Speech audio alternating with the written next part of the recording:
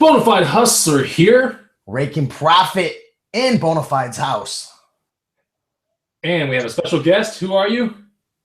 My name is Jonathan Cleater, and I go by the Lego Kingpin. Okay, so we got the Lego Kingpin right here. We welcome to Green Room Hangout number 23. And today we're going to be talking about flipping Legos for profit. I'm the Bonafide Hustler. I reside in Austin, Texas, and I flip stuff I find from eBay. Wait, I flip stuff I find from garage sales, estate sales, yard sales, flea market swap meets, and I put it on places like eBay, Amazon, Craigslist, my antique booth, and consignment stores in town. One of the admins of the Green Room. I'm here with main man Rakin. Pass it off. You know what we always say, like, we pass it off? Like, you can literally pass it off to me. All right, there we go. I got it. I got it. What's going on, everybody? My name's Steve Rakin, Rakin Profit on YouTube. I'm actually on a 90-day trip right now. I'm in Austin, Texas, live in Austin, Texas, with a Bonafide Hustler, which is pretty cool, doing a show right next to him. But I mainly sell right now on Amazon FBA, sell all types of items, and really looking forward to the show because I'm going to be a student. Not sure how much value I can offer, but super excited to learn something. So thanks for coming on, man. And yeah, let's pass it off to our guest. All right, you are our guest. Who are you, and where do you reside, and what do you really like to do, man? Well, my name is Jonathan Cleater. I reside here in Chattanooga, Tennessee, and Lego is what I really like to do. Like Steve, I've really, focused a lot on, doing Amazon and Amazon FBA, but I've also sold on Brick Owl, Bricklink, eBay, just pretty much anywhere I can sell Lego.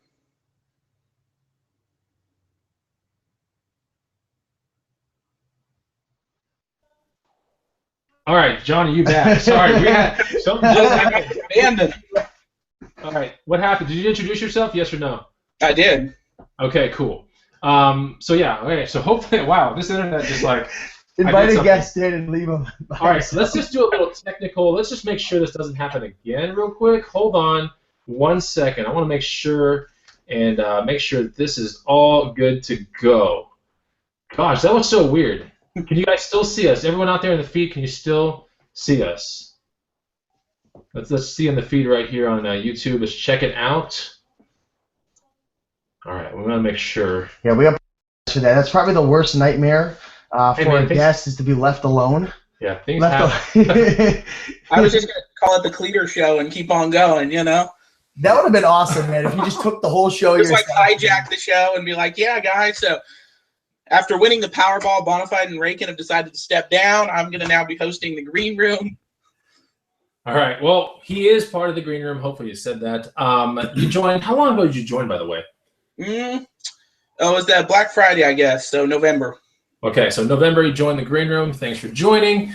Today's show, we're going to be talking about the flipping of Legos and the potential long-term hustling of Legos as well. I think we found the perfect person to do this. So, first of all, real quick, Jonathan, you have something in the background that I immediately caught my eye.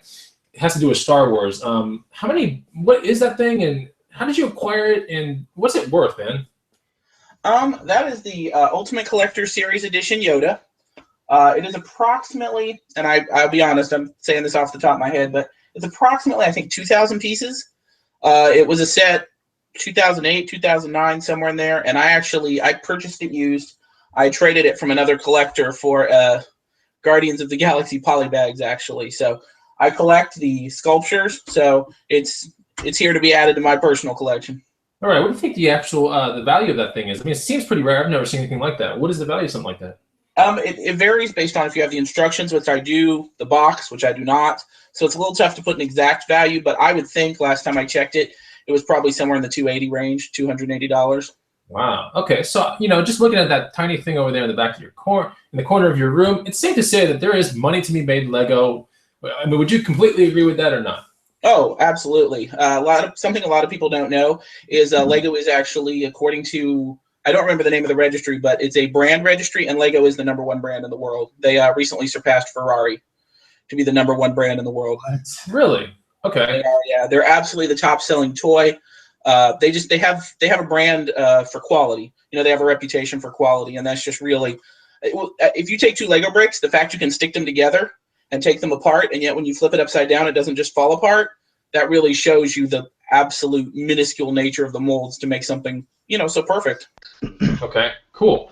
Now we have someone that's coming in who's also one of our Green Room admins, and I know this guy loves Legos as well. We don't find him as much in the wild, like just loose. But CP, welcome to the show. Introduce yourself to the people out there. What's up, guys? I am CP. I am a Lego fan. I'm back from the future to learn about Legos with these guys. Back to the future. That's what I'm talking about. All right, This was 100% complete thrift find, by the way. That's a great flip right there. Even buying it new, it was a good flip. Yeah. How much did you pop on that for CP, and what do you think standard look like if you were to sell it? It was $3, but the lady ran my credit card already, and she was like, "Oh, I'll just give it to you for free." So I'm gonna pay her back next time I go to that shop. Very cool. Well, thanks for joining us on the show. So let's get on to, and first of all, let's make sure that the sound check is good. I mean, we already had one pretty bad technical difficulty. CP, you didn't see it, but you'll see it on the replay. Oh, I saw it live. Yeah, I did. Okay, it was all Jonathan's fault, by the way. I'm just kidding, man. So we want to make sure that we sound good. There's a microphone over here. You can't see it. Let's just make sure we sound good. Ray can say a couple words. What's going on, everybody? I'm talking right into the mic. Test 1 2 3. Test 1 2 3. Okay, and let's make sure that the secondary feeds are muted. So the other thing is CP say a couple words, and then Jonathan say a couple words. We want to make sure that it sounds good to the YouTubers that are watching us right now. 1 2 1 2. Check check on my Legos. Okay, go ahead, John. 1 2 3. Do I sound all right? Okay, well, we're going to see here in the feed, because that's the ultimate check. Well, I think you sound good. I think CP sounds good. Let's see if the fans and the subscribers. Yep, it says sounds good. What did I miss? LOL, Strickland Studios. Look at the replay. What's going on, Kyle? Okay, so what's up, Cody from Australia? Nike boxes, National Treasure Trove, tons of people in the feed. Now, if you do have a question for the show, the feed is going to proceed pretty fast today. This is a fantastic topic, and I don't want to waste any time delving into it and our guests. So if you are in the green room, you can direct message Jonathan Cleator. He's in there, and then from there on, anything that you might have mystery on with the show, he's probably more than happy to help you out with, point you in the right direction. And one of the things that's cool with Jonathan, and we talked about this right before the show, is he's an advocate of this really good type of learning where you kind of you lead people in the direction to learn, but you don't show them all the secrets in the world, right? You just lead them in the direction you want to go, that they want to go, and it's like helping them, but you want to make sure that they do the rest of the job. That's kind of how it is, Jonathan, right? Lego competition is very stiff in the majority part, a lot of the country, right? It's pretty brutal. It's pretty brutal. I've definitely showed up at some stores and been beat to the punch many a time. Yeah. So I'm kind of with you on that. We help people as much as we can, but we just cannot make those executive decisions for people. We can't because competition is competition. I've seen Lego competition in this town, and it is nuts in garage sales. People that are buying this Lego stuff even before it makes it to the garage sale, they are hitting people before the garage sale goes to offer them money for like whatever poundage it is. So it's crazy. I can't imagine what it is for you, Jonathan, and you mess with both new and used and just loose pieces, right? I do. The more my game has evolved, I deal with very little used now. I still will go to yard sales and thrift stores, and if I see a good deal, I'll absolutely jump on it. But like you said, it just got so competitive, and basically if you have a yard sale, the first or second person is going to buy the Lego. So unless you just happen to be the first or second person, you're just not going to get it. And I've made some amazing Lego yard sale finds, but it's definitely very few and far between, just not enough to build a business around. So also when you sell parts, and this is something I can touch on further, but when you sell parts, if you buy a new set, there's software, and I can show your viewers how to find the software, but it'll actually, like this set here, it'll take all the parts in that and add it to my inventory. So instead of having to add each individual part, it'll make me inventory. So let's just say, for example, I have 50 of these. Well, I'll bring home 50 of these. I'll split it up, and I'll say, okay, you have 40 sales, 30 of these hull pieces. It'll do the math for me, and then I just go in and do my pricing, and then I have an employee that she'll go through and she would sort them all, and that way I would have all the locations. So it would say, okay, go over here to container J22, and there's 30 holes in that drawer. So it's all about organization. Whereas with used pieces, you would have to look up each individual piece and add it to your inventory. So new is the way to go for me, pretty much. That is amazing. So with new, you get this like capacity to, I guess, take the. Is it a box number? Does it know from the box number what every? Right? Is that what it is? It does. There's a website called Bricklink. Bricklink is probably the biggest Lego selling website, especially for parts. And so Bricklink, you put the set number in, and once someone has inventoried the set, because their user base does the inventory, so it may take a month or two for it to get inventoried. But once it's inventoried, all the parts are saved there. So I use a software called Brickstock. I can post the link in the green room. It's like you can use it free in demo mode, or it's like $20, and it's amazing because it just lets me go in and do my pricing. I can upload all the parts at once. So it's a really amazing tool to manage, because when you have hundreds of thousands, which at my peak my store was 500,000 parts or so, and when you have 500,000 parts in a bunch of different locations, I mean I had 4 rooms of like, you know, the hardware drawers where you have the little drawers. Yeah. I had a wall of those, and then I had like thousands of like, or I'm not gonna say thousands, hundreds of like the shoebox containers, and then the smaller like food Tupperware containers, and they were all numbered and labeled. And then my software would tell me where everything was. And you have to keep that level of organization, or you'll have an order at 1 in the morning and you're like digging. Okay, so that is that's like so if you go in that direction with the Legos, that's like completely separating the entire thing, right, and selling piece by piece. That's what you were talking about, right? It is. It's a very niche hustle. It really is. It's not for the faint of heart. It definitely requires pretty much if that's going to be your business, and that's why I have moved away from it. It needs to be your total business pretty much, because it'll kind of consume you. There's a lot of sorting, but it can be a great source of income. Okay, that's cool. So there's that kind of income, right, from the Legos. There's the income for just selling it pound for pound, like on Craigslist, right? That's certainly you can do it that way too, right? We actually have a store here called McKay's. They have one in Knoxville, Nashville. If any of you are in Nashville, Knoxville, or Chattanooga, check it out. It's a big used book and CD emporium, but they actually buy Lego by the pound, like $5 a pound or something like that. So if I don't feel like putting it on eBay, I would pull the minifigures out and sell it to them by the pound. Okay, cool. So there's that kind of hustle. Then there's the used inbox, like what College Picker has, right, which can go to eBay, I think, or FBA, as long as you have all the pieces. But even on eBay, if you didn't have all the pieces, it could still sell. It doesn't matter, right? Yeah, that's you got to be really careful with that, because a lot of sets come with extra parts, like in case someone loses a piece. So if you say a set's complete but it's missing the extra parts, that's kind of a gray area. That's why all my used sets I do on eBay, and that way I'm not risking my Amazon account. On eBay I can put, I'm pretty sure it's complete, but at least at least everything for the structure is there. When you say it comes with extra parts, is it going to be on the inventory list on the manual, or is it going to be something that they just like throw it in as an extra part that you like build it and then you're like, oh, there's a couple extra parts, and that's equal towards like every box that you buy? That is an excellent question. On that one, I believe it will show up as, it does not show up. I've always used the software, so I've never used the paper in the box, but I believe it does not show up on that software, because what it's designed for, we've actually, Bricklink has done inventories on different sets, and they've actually seen that happen where some sets have different extras, but essentially it's just so if a kid loses a piece, he has a spare. So it's usually the tiny pieces. And keep in mind, that's what I noticed. Only a hardcore collector is going to care, but when it's your Amazon account, you really don't want to hit that one hardcore collector if you can help it. Okay, cool. And then you were touching on the last hustle, which is finally the Amazon one. Now, okay, so there might be even a fifth hustle there. Let's say like you're a collector, you don't want to buy on eBay or Craigslist or Amazon. Does a certain thing like a Lego Classifieds with like this does a community outside of those avenues exist for Uber collectors? Bricklink has a set catalog, as does Brick Owl. Brick Owl was fairly new when I was getting out of the parts game, so they're much more user-friendly, but I haven't researched as far as pricing. But as far as selling to, in other words, if you're the reseller, you really want to sell on Amazon if you can, because that's where you're going to command the top price. Okay, cool. And welcome to Young, by the way. We have our fourth admin right here. He's chilling there. Looks like you're about to go on a summit expedition right after the show. I just walked in the door, man. I got the heater going on now, so I'm good. Okay. So I almost got to meet Jan in Nashville. I was disappointed when he didn't make his plane. Yeah, no, I apologize, man. I had missed my flight, and I was totally looking forward to that too. So next time. Yeah. I'm sure I'll be out that way someday. Okay. Well, you're welcome here anytime, man. All right, man. I appreciate it. Trash can. Doesn't Young's trash can in the corner of his room look like it's a mushroom? Take a look at it, Young. Oh, that's.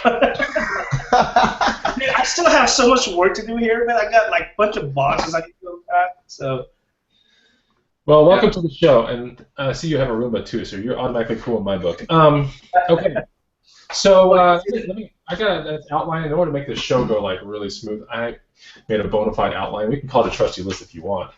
Okay, so let me ask you this question. Why Lego hustling? Out of all the hustles you could do out there, why did you gravitate to Lego? Was it a childhood thing? Then you just loved it when you were a child and it morphed to this? Why? Well, as I'm sure you've experienced, Lego is pretty expensive, and my parents didn't have a ton of extra money. So when I was a kid, I absolutely loved Lego, and it was typically, I have 3 brothers, and it was typically like, we get a set for Christmas and we all share it. So, I never really was able to completely satiate my Lego craving. And basically, I had gotten to the point where I was starting to just do the investment. And by that, I mean I was working in food service, and I would go out, and I was working in a mall, and I'd go over to Barnes & Noble, I'd pick up a set, I'd put it in my closet, I'd sell it later. And one day I was in Target, and I was looking at some sets, and I was trying to decide how many to buy, and I put about 3 in my cart, and some other guy walked up behind me and bought the rest.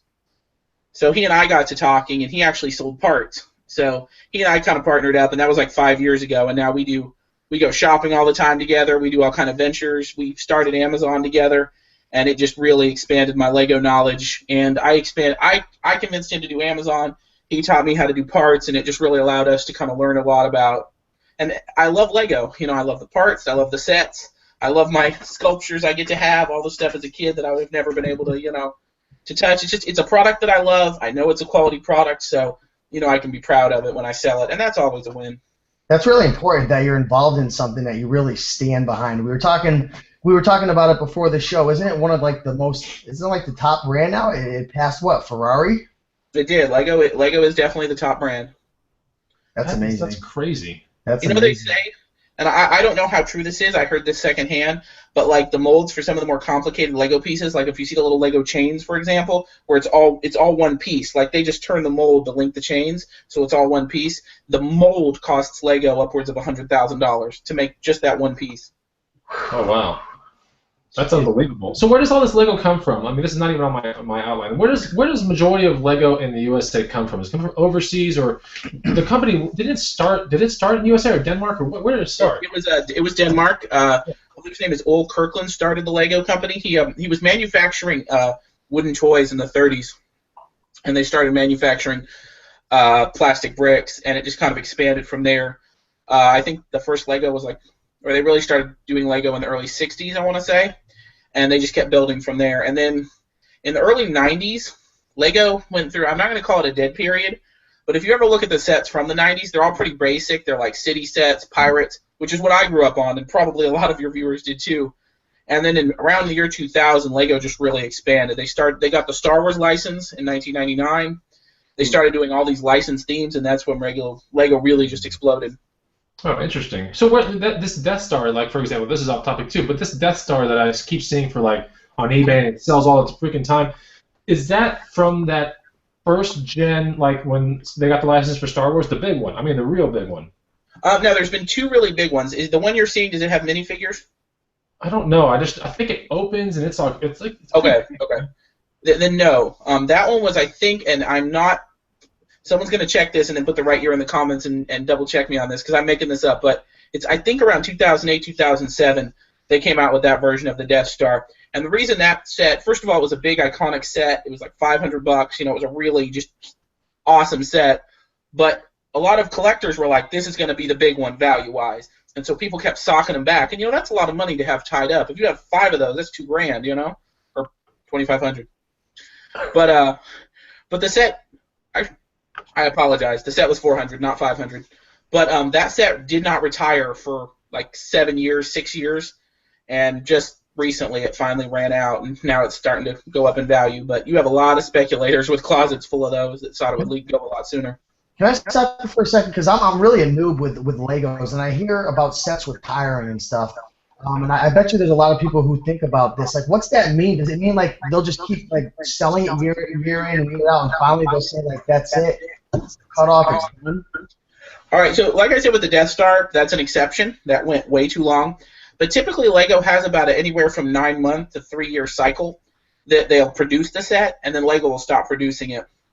And like I was telling Chris before the show, whenever they have the tumbler, that set was one that it was available on a whole bunch of different platforms, Walmart, Target, all over the place. And then, I'm not going to say it was a bolo, but I would not have talked about it on a show like this because Amazon ran out. But before Amazon ran out, Lego ran out. And when Lego ran out, I'm making the assumption, and this is an assumption, that it is retired. So at that point, I went and started buying them a couple from Amazon. And then when Amazon ran out, Target was the only place that had them. And usually you can kind of see if everyone's starting to run out, Lego's not shipping more of them, that means Lego's done making it. That means it's retired. Oh, wow. That's awesome. Again, you never know. I could wake up tomorrow morning and Lego could have started producing them. But most of the time, if you look on Lego's website and it says retired product, they're done. So. Okay, so we have this Brick. Is it BrickSeek or BrickLink? Which one was the one you said? Okay, so BrickLink is the parts selling website. Now there is a resource that I would highly recommend, and it is called BrickSet. Now, what BrickSet is essentially a catalog of all the Lego sets. But here's where BrickSet is most important. BrickSet will tell you what the regular retail price is of a set. Now, I don't know if any of you who regularly source at like Toys R Us, for example, have experienced this, but they mark stuff up. Like something that's $19.99 everywhere else will be $22.99 at Toys R Us. So the great thing about BrickSet is you can actually go on BrickSet and find out what the original retail price of the set, and Toys R Us can't pull one over on you. And for me, that's been invaluable because Toys R Us has tricked me a few times. Okay. I have an echo. I don't know if there's a secondary feed going on. Maybe it's just this microphone is so powerful. Can you scoot that thing back just a little bit? Sure. Just make sure. Okay. So let's talk about now revenue, and let's talk about revenue in two different ways here. Revenue when you were doing the brick thing, the brick separating and everything, and then let's talk about the revenue after you move from that model to just intact sets that you do on Amazon and eBay only. So, what portion of your total revenue came from Lego? At the time, it was pretty much I had a part-time job, and then everything was Lego. I didn't sell anything else. I didn't deal with anything else. I moved away from the parts model because honestly, it tends to be a very slow turn process. Like you'll buy a set, and like 10% of the parts will just be out of your inventory like that, and then the rest will take time. But for the most part, it's a slower game. Whereas sets, obviously you can usually flip those pretty quick. But honestly, when it comes to parts, the bigger your operation, the more profitable you can be. I know people who are making, a six-figure income, but these are people who have like 8 employees. They're doing millions of parts, and they have these huge, because you have a lot of international interest in Lego. And when they buy something, they want to buy as much as they can in one place. And so if your store has all the parts they need, they'll pay extra for those parts to be able to get them all in one place. Okay. Yeah, I think this microphone that we're using here is. Ooh, I heard everything, but I'm hearing echo. So, CP for no, right? You guys are echoing. Am I echoing? No, I'm trying to. No, you're fine. Give me 1 second. Ask this this one right here. I want to go get a towel and put it in front of my laptop. All right, sure. So we're going to fix things. I'm going to ask a question and stop talking. What percentage of your overall revenue from Lego household? Talk as much as you can. Yeah, I would say with that's very based on the deals that I can find.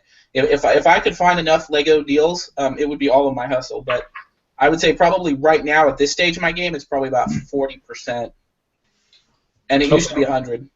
So let's talk. What about the? Can anybody? Anybody can. I think selling Lego is a little bit like anyone who's currently selling on Amazon. I'm sure you've scanned some Lego sets in the store before.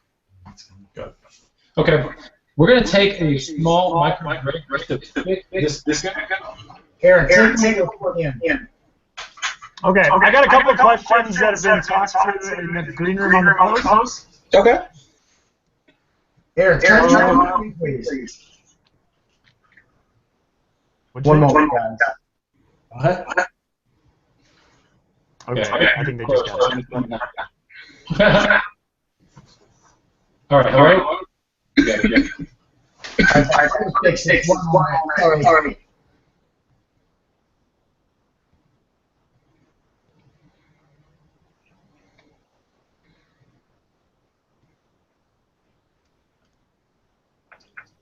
Wow. Hello. Check. Milk. Okay. Yeah, still.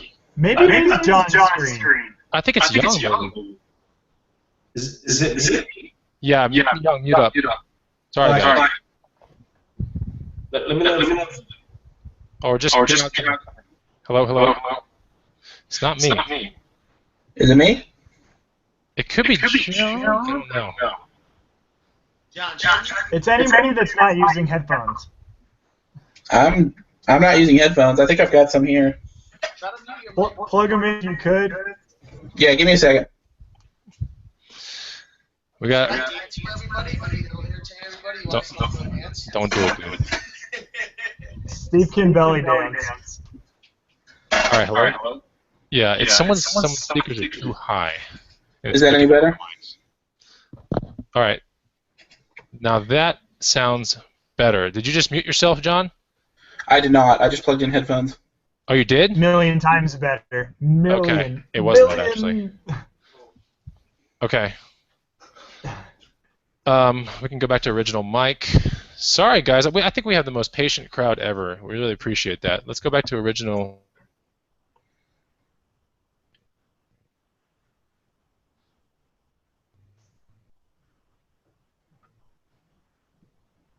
John, is there a master list of out of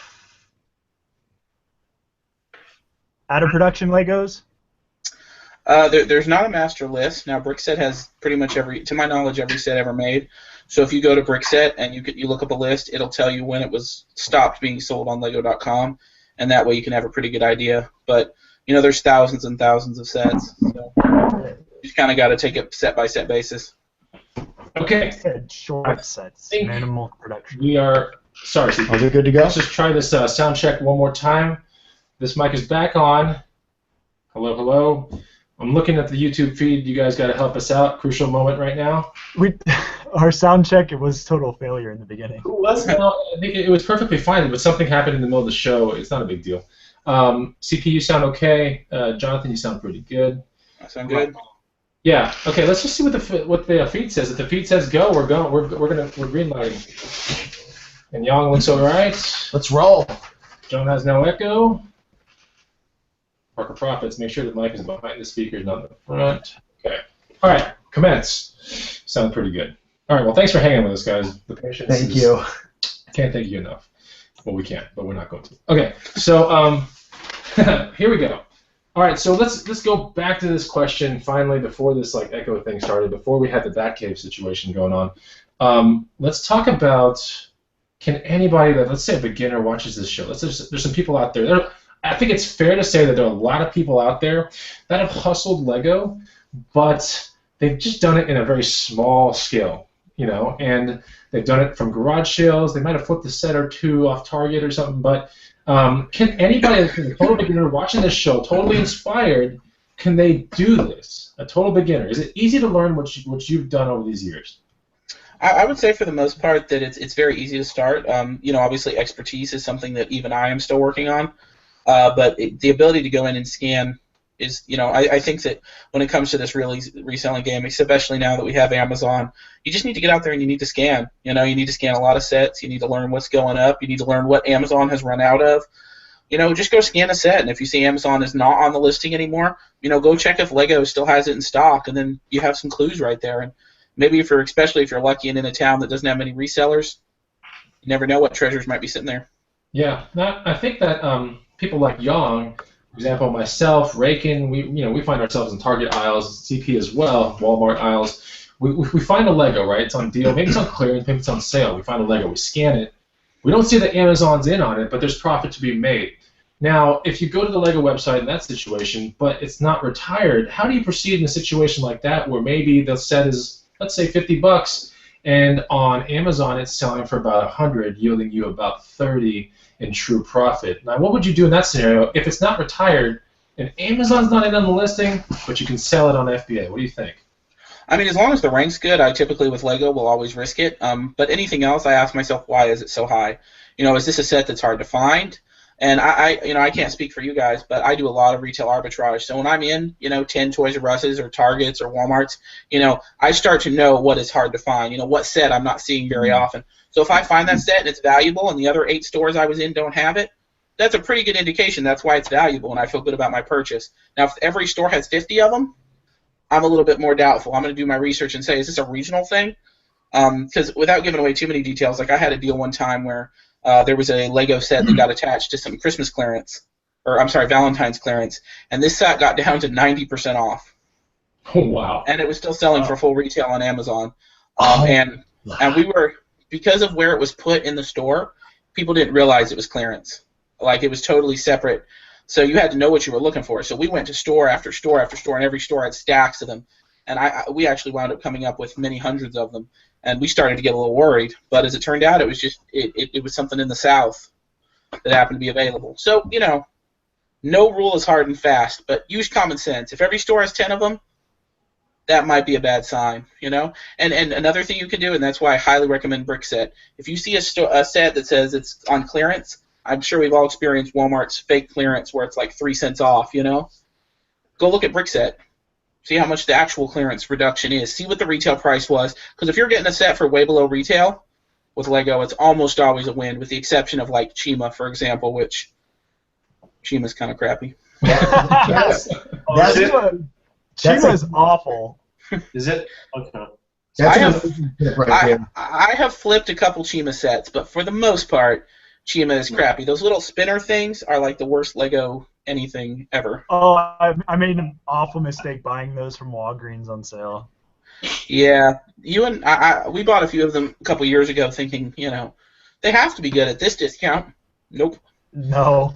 Really good tips right there, man. And people are enjoying this. I tell you, Jonathan, there's more people watching than in a while. I think we've got 126 watchers, man. So, Jonathan, people are loving this content, and you're blowing up, man. I'm telling you. But for everyone watching right now, show Jonathan, show the Green Room some love, some support. Hit that like button, man. How do they do it, man? How do they? We're gonna make it really awesome today. We're gonna take your pinky this time, not even your normal finger. We're gonna take the pinky, and I want you to mouse it somehow on your screen and go and hit that like button. Burn 0.0028 of a calorie. Let's get that ripped pinky together, man. 6-pack pinky. I'm coming, man. Hit that like button. Hit it repeatedly, right? Actually, if you hit it repeatedly, doesn't it unlike the video? Yeah. So just one time. Yeah, one time. How about one time? Hit it. Hit it one time. Hit it and quit it. And hey, I got a question for you. You were talking about something along the lines of, if it's a good rank, you'll buy it. Someone like myself, I'm thinking to myself, like, I know toys and I know kind of what's a good rank. Like, anything under 50,000, I'll typically pop on it. In your opinion, like, what's a good rank in terms of Legos? I know it's gonna differ. How about a better question is, like, what's an amazing rank and what's a rank where you're just like, I don't know. Like, what's that range for you, for everyone listening? I think for the most part, Lego, the ranks are usually pretty solid. I've seen a few Duplo sets that they were like in the 200,000s, and I didn't mess with those. But what you will see is when a set, like, here's one, and I'm only outing this one because if you can find it, then more power to you. But have you ever heard of a Metal Beard Sea Cow? It was a Lego movie set. Have any of you seen that set? What? No. All right, so right now, do one of you have access to Amazon? Go look what that set is selling now. for. Metal Beard Sea Cow. $372. Yeah, that was the ship. I've seen that before. You could buy that set for about $250 on, like, Target or Walmart within the last, I'm rounding here, but I want to say the last week, maybe 2 weeks. It's just when it ran out, it went up like that. So what part of the So this sea cow thing, was it part of Pirates of the Caribbean? What part of this? What was it? City? Was it? What was it? The Lego movie. It was the Lego movie. Oh, okay, cool. Everything is awesome. Basically what happens is when it comes to Lego sets, it is not uncommon as a set starts to spike well below its original retail value for the rank to get worse. And that's just because the amount of people who are going to pay double, triple retail for a set is a lot less, and so the rank will get worse.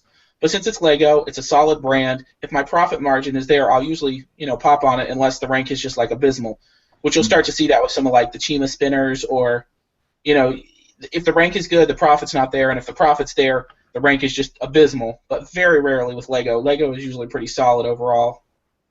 Okay. I got a question real quick. Are there any Legos that you just advise, like the noobs out there like myself? I really consider myself a noob with Legos, that you're just like, stay away, don't mess with them. It's kind of like, it's like something all the collectors are just, they just know, like, don't play that game. Like, is there anything out there, or is...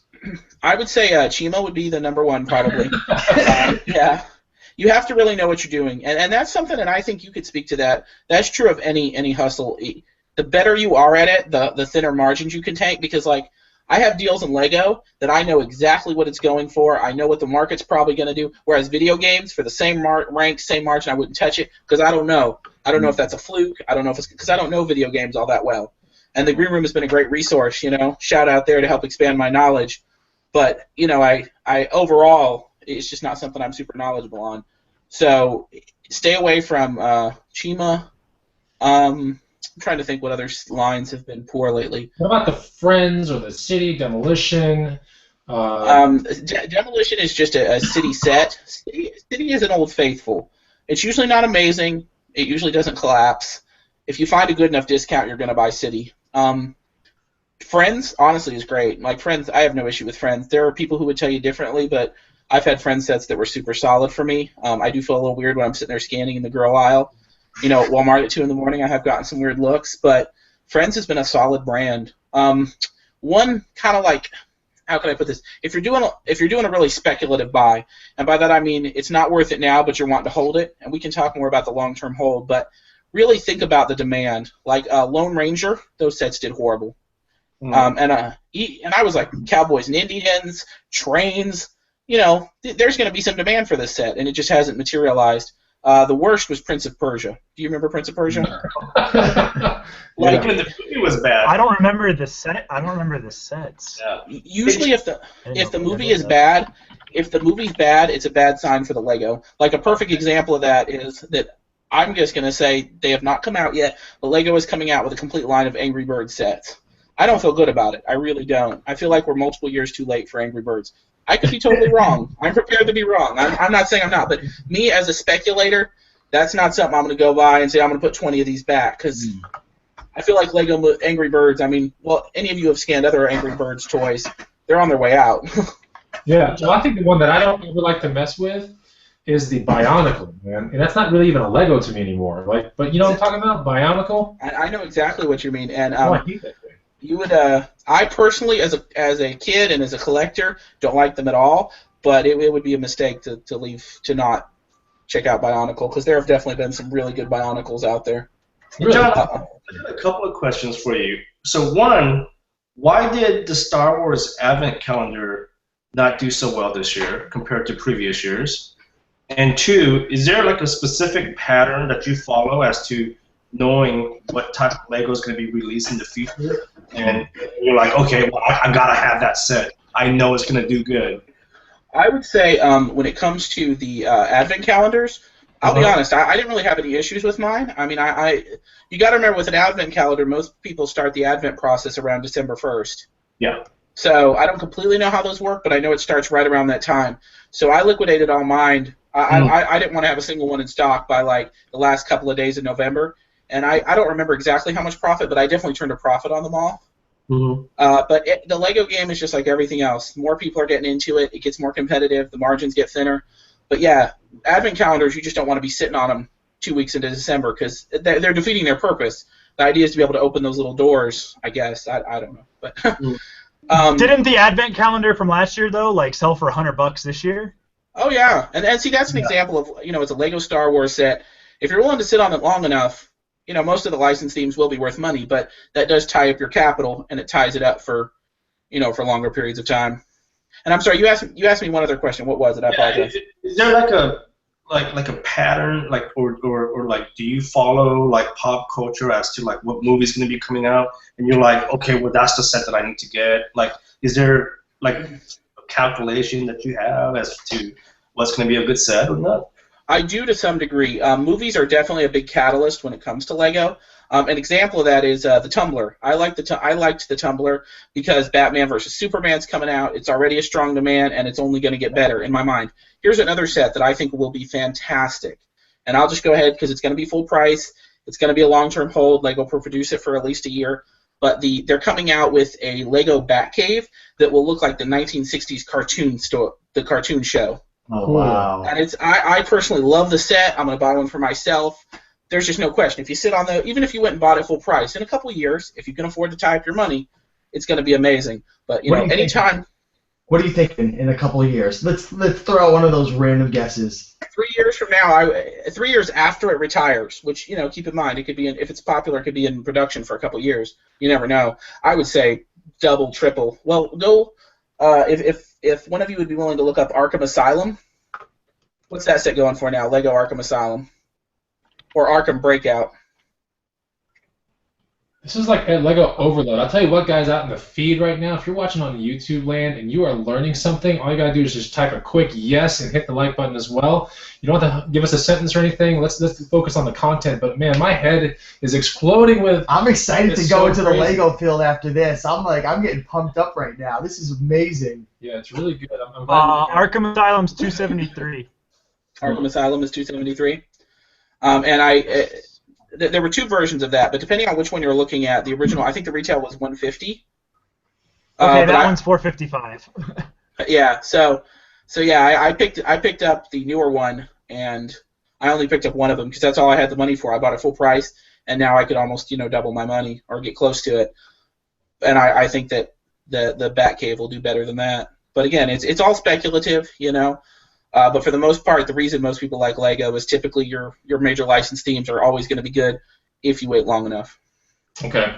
Let's talk about now the investing portion of Lego.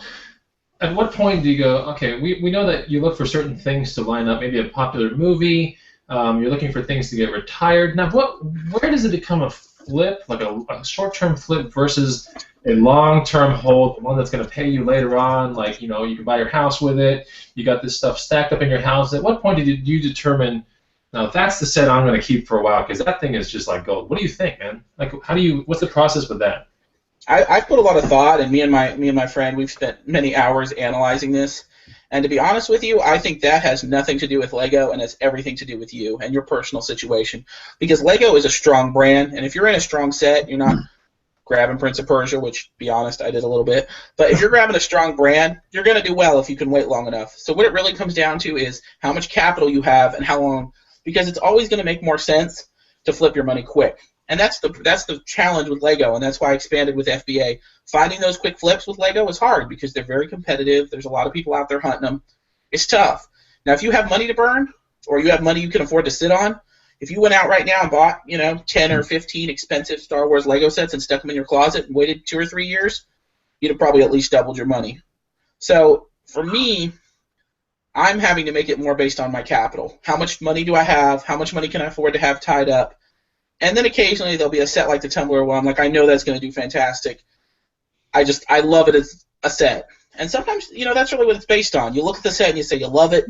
All the indicators make sense, but really it just comes down to how much money do you have and how long can you afford to have that money tied up. If you look back over the last 5 or 10 years at like all the different sets that have retired and stuff, like would you say that 50% of them, 60% of them have gone up in price, or like what percentage, like I know this is kind of a crazy question, but like if you were to look back 5 to 10 years, if someone would have bought it and held it, like what do you think, like just what's your opinion on that?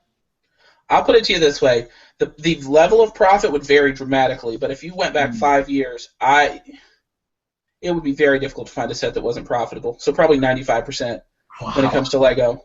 Now, keep in mind, some of those might be a tiny profit margin. Some of those would be an astronomical profit margin. A perfect example of astronomical profit margin. I'm sorry, I believe College Picker. If you would look up Freeing Dobby.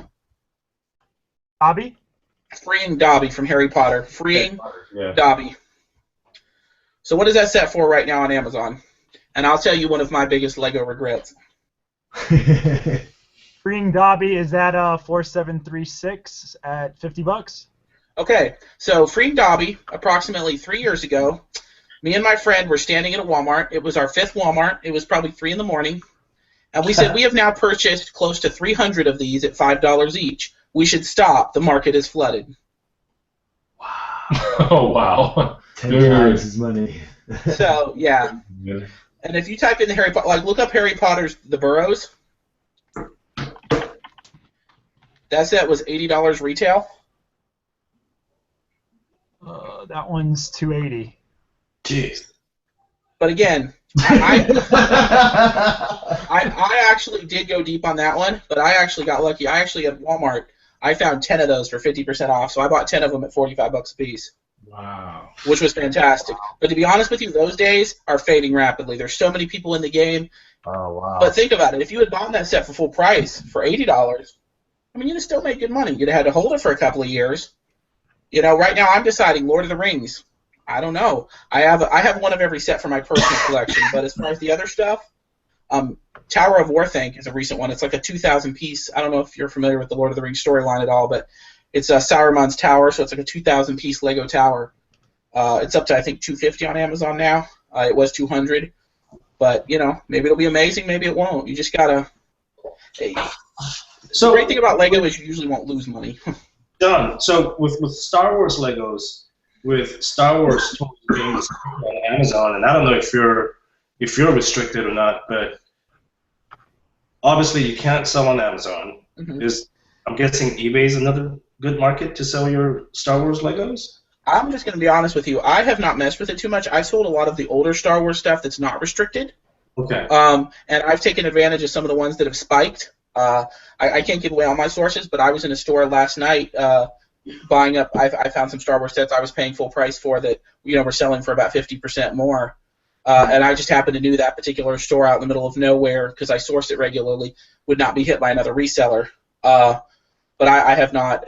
I was actually talking to, I believe, Jameson about the process to getting ungated in Star Wars. But most of the people I've known, and maybe y'all could speak to this, that have gotten ungated in Star Wars have said for the most part, Amazon has showed up on the listings, they've stayed on the listings, and it's just not worth the massive headache to get ungated.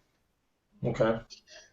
I do have. I want to run past. We are at 8:47 p.m. We've got about approximately 13 minutes left in the show. I want to hold straight to our 1 hour commitment. We have an amazing guest today, and we don't really like to smoke up any more than 1 hour of your time, my time, anyone's time, because that's what makes this show so good. They're short and sweet, and we can get a lot of information packed in for an hour of your time. Plus, it's free, so it's a lot of fun. Let's talk about real quick the. Wait. I'm not getting paid for this. No, I'm just kidding. Go ahead.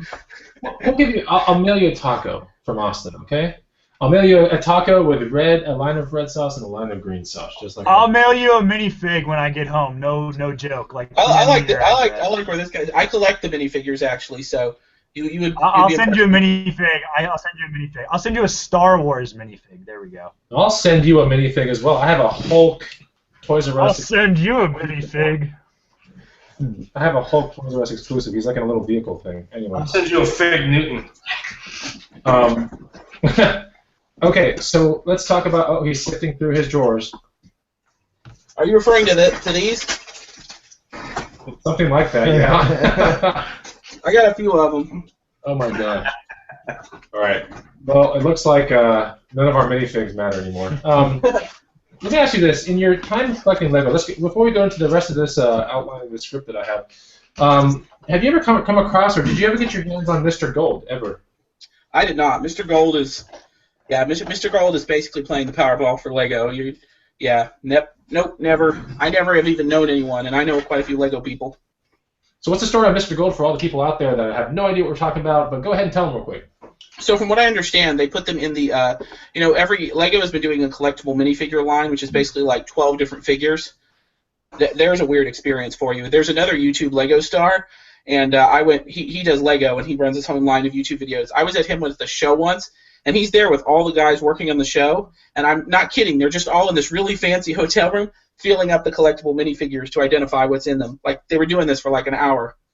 Wow. But anyway, they randomly put Mr. Gold in various sets. I don't remember how many there were, but it was a very obscure amount. And, yeah. I thought there were only 1,000 of Mr. Gold. Have you ever very obscure. Have you seen him in real life, like behind a showcase anywhere? I have never seen him in real life. I have not. Wow. Cool. That's yeah. I try not to spend my time chasing the gold. I would prefer to take the silver and find it everywhere. Nice. I like that. I love Or that. even the bronze, really. Oh, here's a warning for your readers because this burned me today. So you see this set here? I got this for my own collection because I wanted to steal the minifigures out of it.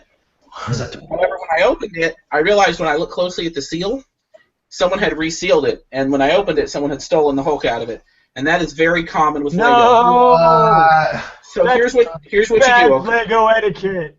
So here's what you do. Okay, most Lego sets come with 2 pieces of tape, right here and right here. Now, as long as those 2 pieces of tape have never moved, you're probably okay. Because even if someone is trying to steal from it, and they peel it and put it back, it never quite lines up. It tears the cardboard a little bit. They get a fingerprint underneath. It's almost impossible to put the seals back perfect. So if you are buying a Lego set in the store, take a look at the seals. If they're loose, think about it.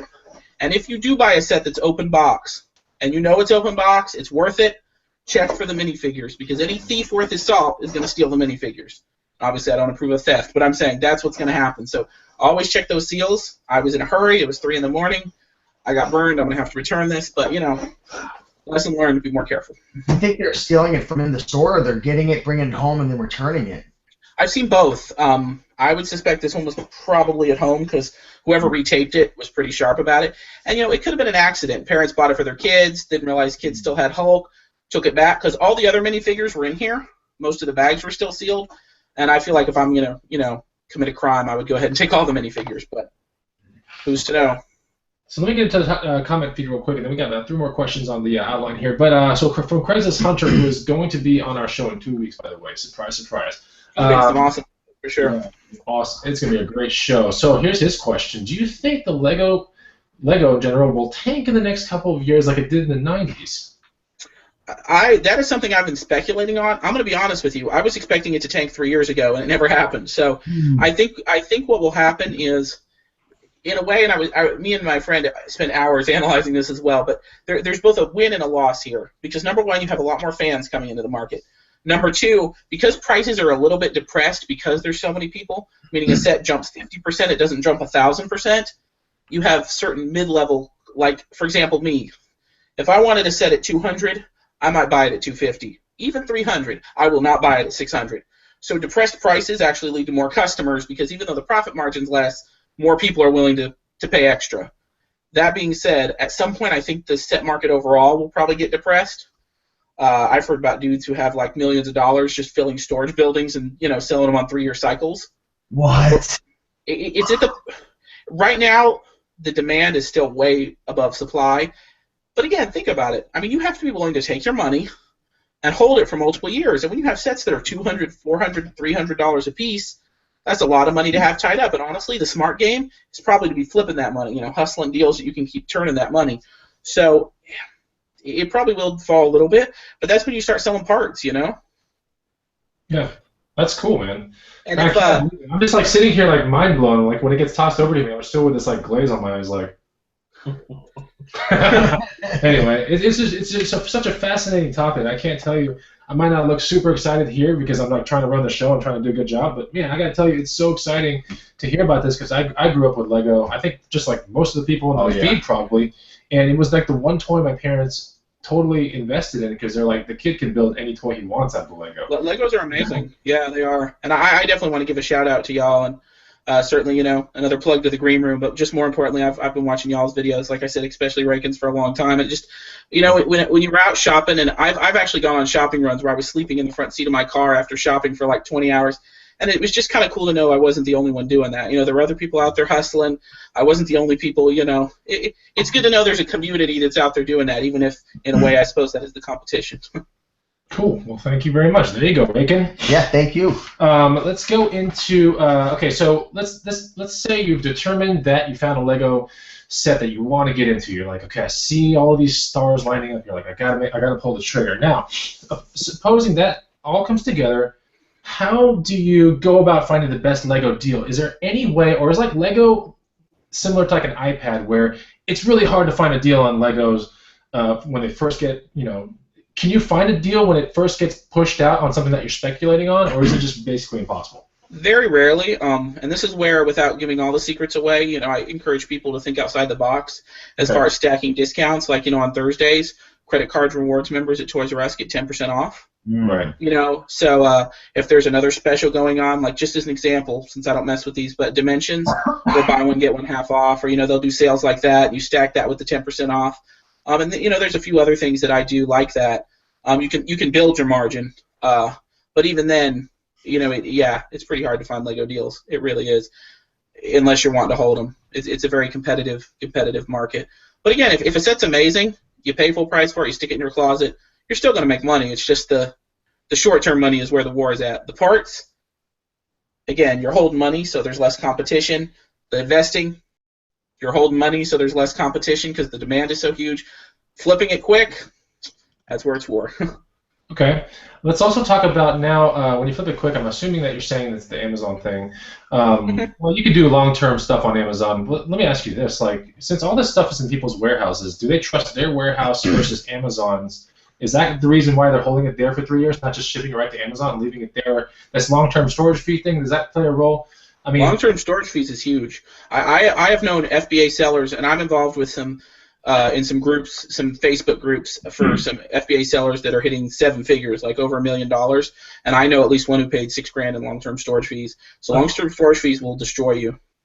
Okay, that's what I was suspecting. But okay, so let's talk about the condition of the package. When you're dealing with a Lego collector, someone that's like, okay, I'm willing to pay, you know, $50 for a tumbler, I'm willing to pay $500 for a tumbler, $400 for a tumbler. What are you doing when you ship off this thing to FBA or eBay? Like, what are you doing to the actual box to make sure that this thing does not get returned to you?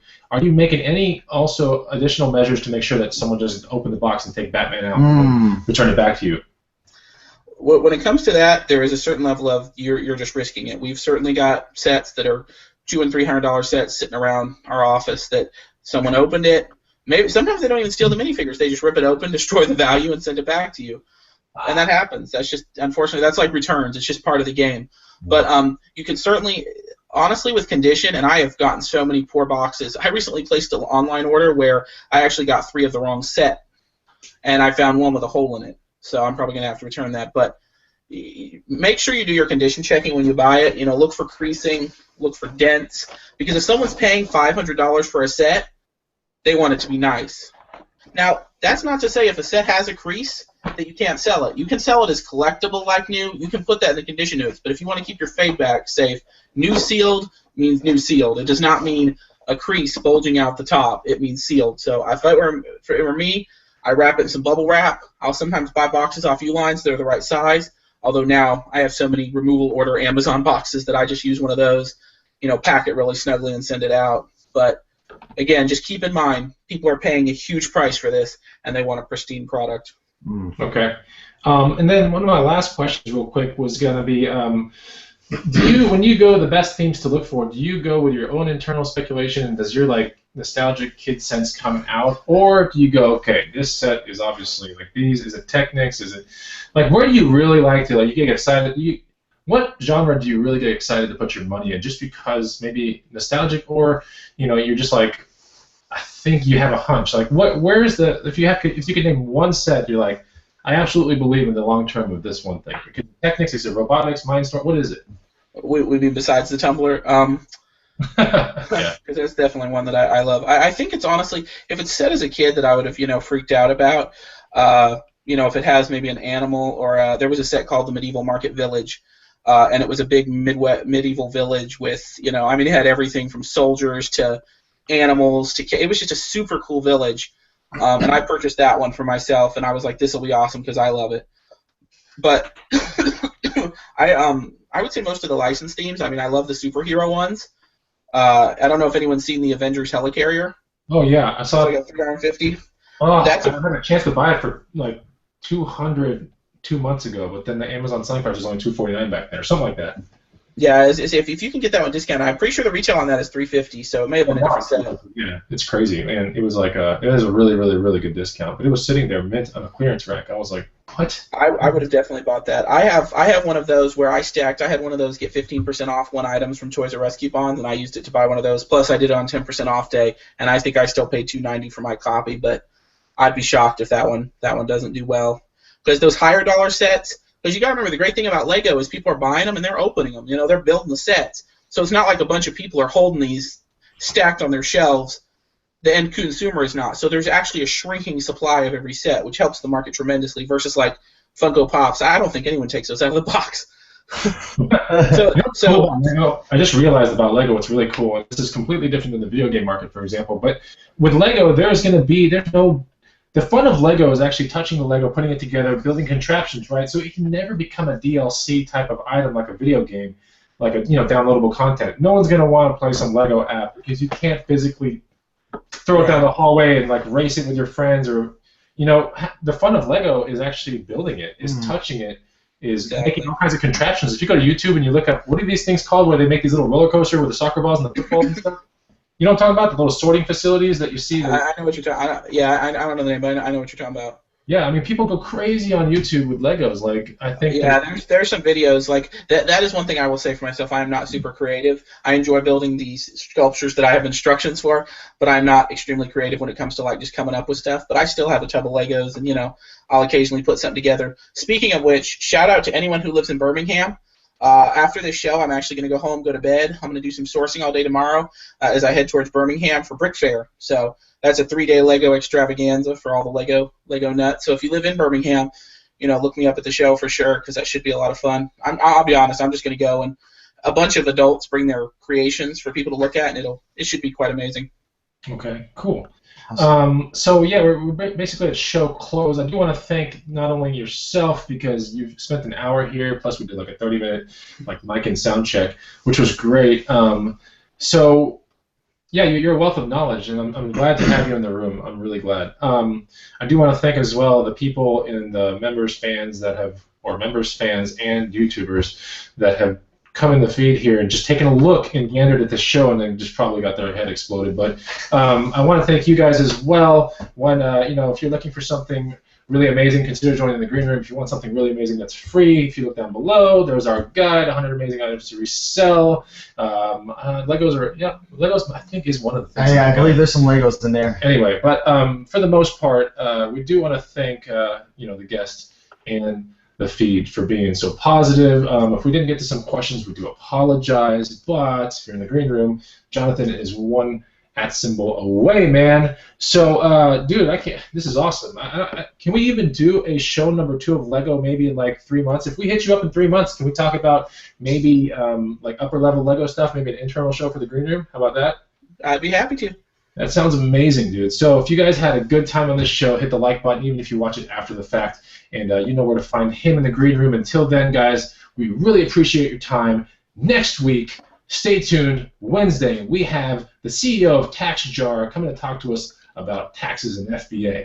And then 1 week from that show, January 27th, we have the Craigslist Hunter on our show. Stay tuned for that. And we will talk to you next time.